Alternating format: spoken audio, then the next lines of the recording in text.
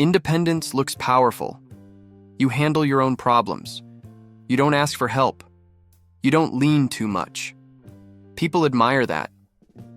But here's the part nobody talks about. Sometimes independence isn't strength. It's adaptation. And when adaptation hardens into identity, something subtle begins to shift. You stop expecting support. You stop revealing vulnerability. You stop testing trust. Not because you're incapable of connection, but because relying on someone feels risky. And when trust starts to feel risky, your nervous system quietly chooses control instead. That's where the hidden cost begins. Extreme independence rarely appears overnight. It forms early, in moments where asking didn't work, where expressing didn't change anything, where depending felt unsafe. So your brain adjusted. It learned a rule. If I don't need anyone, I can't be disappointed. That rule worked. It protected you. It made you capable, resilient, self-sufficient. But psychological protection always has a I trade-off.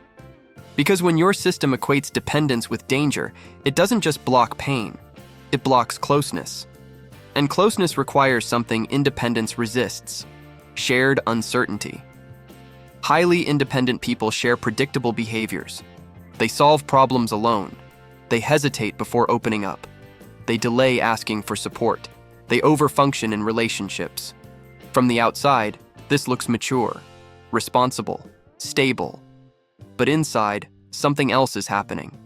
Your nervous system stays slightly guarded. You listen carefully.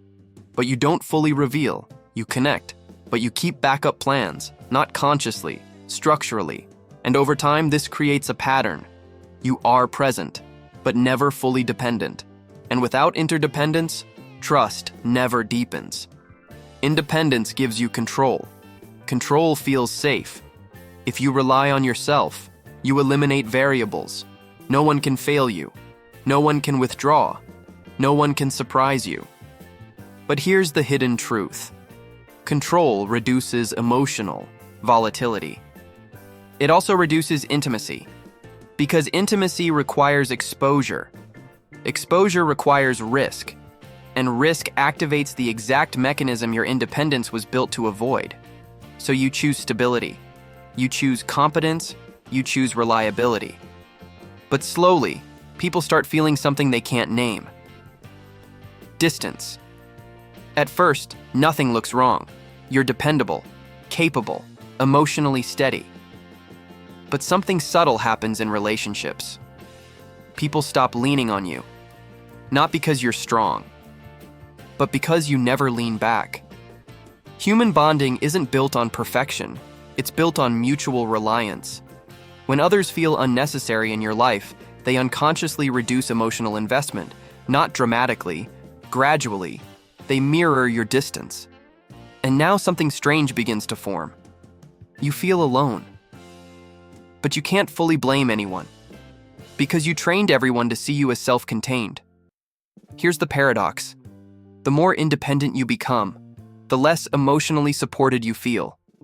And that reinforces your original belief. See? I can only rely on myself. But that conclusion is misleading, because the lack of support didn't start with others. It started with posture. When you rarely ask, people assume you don't need. When you rarely share doubt, people assume you're stable. When you rarely reveal uncertainty, people assume you're fine.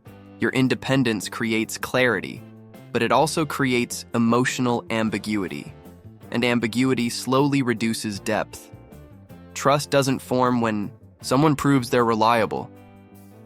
Trust forms when both people tolerate vulnerability. Highly independent individuals struggle here, not because they don't trust others, but because they don't trust dependence.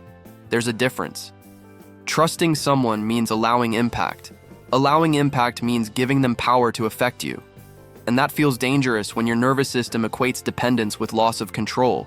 So instead, you stay competent, you stay composed, you stay prepared.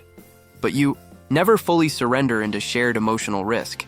And without shared risk, trust remains surface level. Here's where it gets deeper.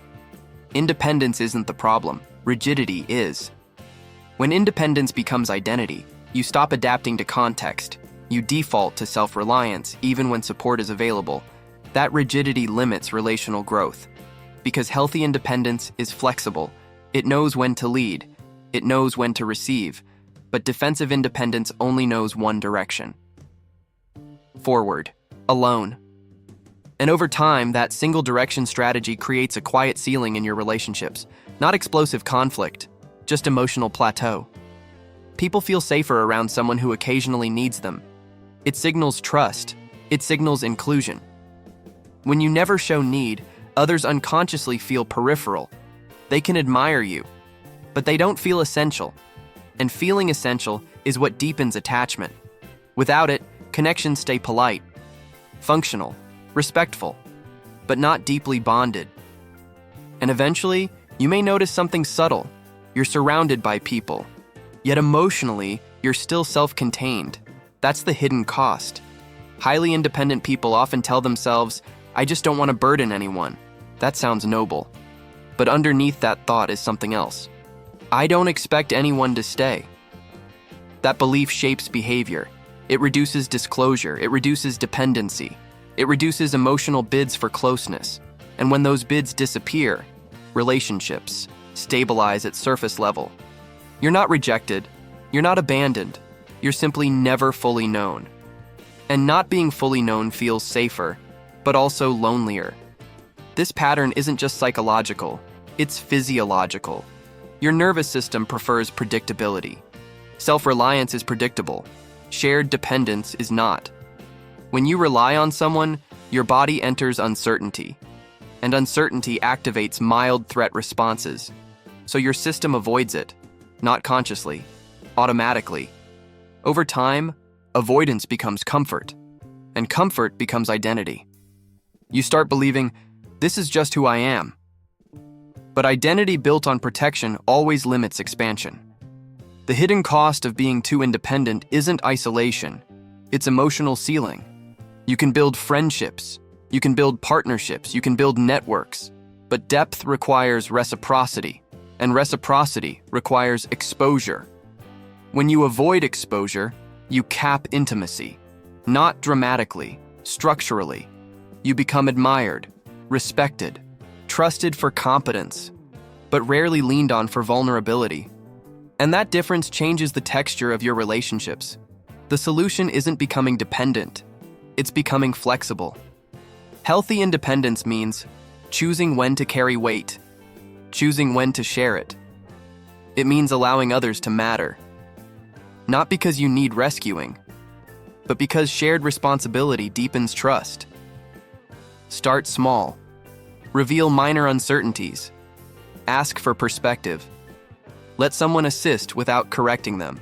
These micro shifts recalibrate your system. They signal openness without losing strength. Real strength isn't needing no one. Real strength is tolerating mutual reliance. It's staying steady while allowing impact. It's remaining capable while accepting help. Independence built from confidence expands connection. Independence built from fear restricts it. The key difference? Flexibility. If your independence cannot bend, it eventually isolates. Not socially, emotionally. And emotional isolation feels invisible, but it shapes everything. Maybe you became independent because you had to. That doesn't mean you have to stay rigid. You don't need to abandon self-reliance. You need to refine it. Keep your strength, keep your competence, but allow selective vulnerability. Because the goal isn't dependence, it's interdependence. And interdependence isn't weakness, it's psychological maturity. If this resonates, you're not broken. You adapted. Now you evolve. And evolution requires risk, even for the strongest among us.